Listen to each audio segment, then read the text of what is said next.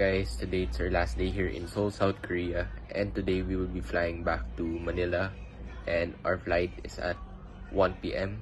and yeah, so I'm gonna see you guys in the hotel lobby. A few minutes later.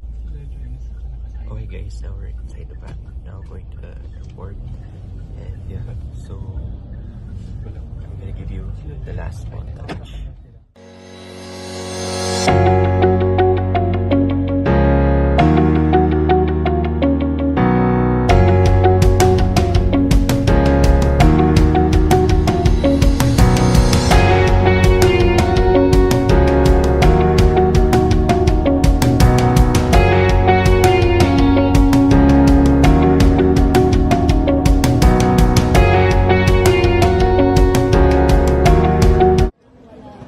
Okay guys, now we're here in the airport and we're in line for the check-in baggage, and yeah, so I'm gonna see you guys in the boarding gate.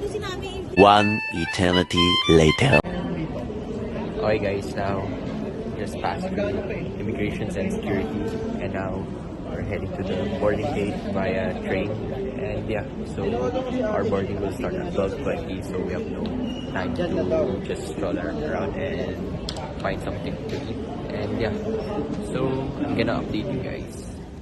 Okay guys, now we're here at the boarding gate and it's not yet boarding, so we still have much time to buy food, and yeah, so here's the airport. Here's it guys, so I'm gonna give you the last montage.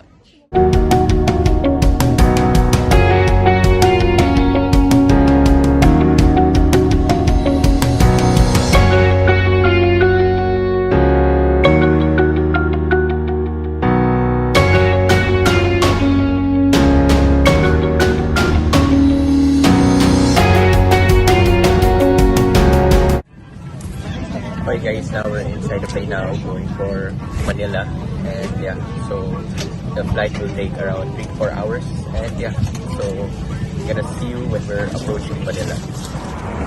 Okay guys, we're about to approach Manila, and just 2 minutes we're about to land, and yeah,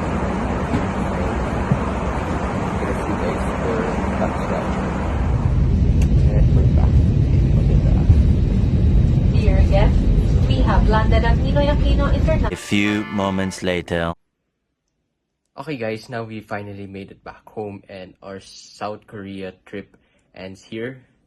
And yeah, so if you guys enjoyed this video, don't forget guys to drop a big thumbs up for this video, subscribe, turn on the bell, and thank you guys for watching, and I'll see you in the next video. Peace out.